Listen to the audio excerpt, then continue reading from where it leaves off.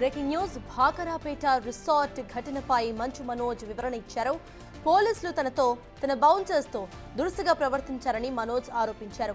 CM దగ్గర నుంచి వస్తున్నామని చెప్పి భయపెట్టారని, సీఎం పేరు ఎందుకు చెప్తున్నారని ప్రశ్నిస్తే బందోబస్తు చూసుకుని వస్తున్నామని మాట మార్చారని తెలిపారు.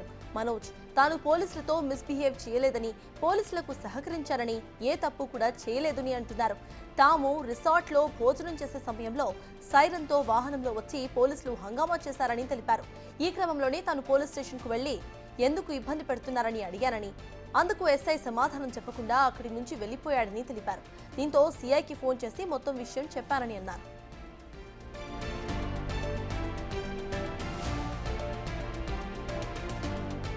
నిన్న జరిగిన ఘటనపై తన వద్ద వీడియోస్ కూడా ఉన్నాయని అన్నారు మనోజ్. విద్యార్థుల కోసం యూనివర్సిటీ ముందున్న తన వాళ్ల కోసం పోరాటం చేస్తున్నందుకే తనను ఇబ్బంది పెడుతున్నారని, తనపై తన భార్యపై 32 కేసులు కూడా పెట్టారని ఆరోపించారు. విద్యార్థులు, వ్యాపారులపై దాడులు జరుగుతూ ఉంటే పోలీసులు ఎలాంటి చర్యలు తీసుకోవడం లేదని, ఫిర్యాదు తీసుకోవడానికి కూడా స్టేషన్ చుట్టూ తిప్పించుకుంటున్నారని ఆరోపించారు మనోజ్.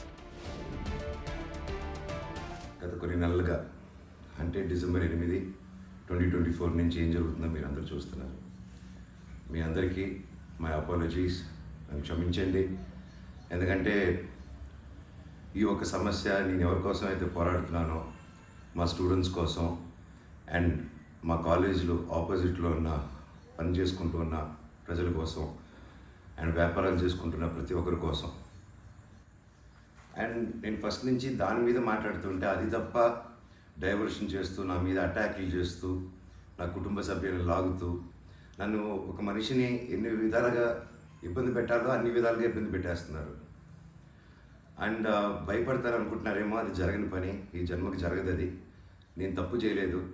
నా మీద, నా భార్య మీద దాదాపు 32 కేసులు వరకు వేశారు. 32 కేసులు ఢిల్లీ నుంచి వాళ్ళ మనుషులతో, తిరుపతి నుంచి, హైదరాబాద్ నుంచి, ఎన్ని కోర్టులు ఉంటే అన్ని కోర్టుల నుంచి, ఎన్ని కలెక్టర్ ఆఫీసులు ఉంటే అన్ని కలెక్టర్ ఆఫీసుల నుంచి, అండ్ అన్ని బోగస్ కేసులే. అండ్ అన్నింటికి నాది ఒకటే రిప్లై, ఎందుకంటే నిజానికి ఒకే వర్షన్ ఉంటుంది, అబద్ధానికి అన్ని వర్షన్స్ ఉంటాయి. క్లుప్తంగా ఈ మధ్య జరిగింది. నేను ఫస్ట్ ఏం చెప్తున్నాను, వీళ్ళు బౌన్సర్స్ చేసుకొని మా వాళ్ళందరినీ కొడుతున్నారు, అక్కడ ఊరు వాళ్ళందరినీ కొడుతున్నారు, స్టూడెంట్స్ని కొడుతున్నారు అని నేను చెప్తూనే వస్తున్నాను. అలా చెప్తూ ఉండగా నేను రాయచోటికి ఒక ఫంక్షన్కి వెళ్ళినప్పుడు, ఆ ఫంక్షన్లో ఇక్కడ ఉన్న వాళ్ళందరూ వచ్చి ఒక వ్యక్తి రాకుండా ఇక్కడ వ్యాపారం చేసుకుంటుంటే ఆయన స్టోర్లో దూరి వస్తువులన్నీ ధ్వంసం చేసి కొట్టేసి అక్కడ ఉన్న స్టూడెంట్స్ని కొట్టి అద్దాలన్నీ పగలగొట్టి ఆ వీడియోస్ అన్నీ వచ్చాయి బయటికి. ఇంకా చాలా వీడియోస్ ఉన్నాయి. అన్నీ నేను చంద్రగిరి సిఐ గారికి ప్రతి ఒక్కరికి ట్రాన్స్ఫర్ చేయడం జరిగింది. ఓనర్ ఇంకా కనిపించలేదు, ఆయన ఏమయ్యాడు, ఎవరు దీంట్లో ఉన్నారో తెలియదు. కాకపోతే వచ్చి కంప్లైంట్, అది చూసిన వాళ్ళు వచ్చి కంప్లైంట్ ఇస్తున్నా కంప్లైంట్ తీసుకోలేని పరిస్థితి. కంప్లైంట్ రాసిస్తే కంప్లైంట్ బాగాలేదు, ఇది బాగాలేదు, సో ఇంకోటి రాసుకోరండి. ఒక 3 రోజుల తర్వాత కాదండి చెప్తున్నంత కంప్లైంట్ అంటే ఇంక 3 రోజులు అయిపోయింది కదా, ఇంకెందుకు అంటే ఇన్ని రోజులు నేను కొట్లాడుతున్నారని చెప్తూ పోరాటం జరిగే మధ్యలోనే ఇలా వచ్చి అటాక్ చేసుకుని ఎవడేం చేయలేరు ఇక్కడ అని ఒక మాబ్క్రసీ జరుగుతుంది.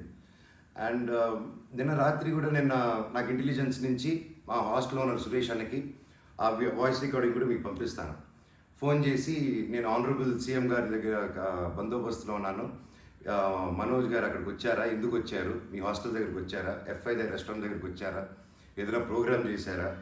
నేను ఆ సార్కి చెప్పాను, సార్ ఇఫ్ ఎనీథింగ్ నన్ను అడగండి. నేను ఆ సార్తో ముందు కూడా మాట్లాడాను, మీరు వాళ్ళని ఇబ్బంది పెట్టకండి, ఎనీథింగ్ ఎనీ టైం నాకు ఫోన్ చేయండి అన్న. పైగా నిన్న మధ్యాహ్నం 3-4 అలా జరిగింది ఆ ఫోన్ రావడం, నేను ఆ సార్తో మాట్లాడడం. మళ్ళీ నిన్న రాత్రి నేను ఇక్కడ తెలిసిన వాళ్ళ రిసార్ట్లో ఉంటే, ఇప్పుడు దాదాపు ఒక 15-20 ఇళ్ళు ఉంటాయి ఇక్కడ. వాటి మధ్యలో అన్నీ దాటుకుంటూ సైరన్ వేసుకుంటూ 10:30కి వచ్చి నేను, నా నెక్స్ట్ ఫిలిం డైరెక్టరు, నా సిబ్బంది అందరూ కూర్చొని మేము అప్పుడే డిన్నర్ కూర్చొని తిందామని కూర్చున్నప్పుడు సరా వచ్చారు.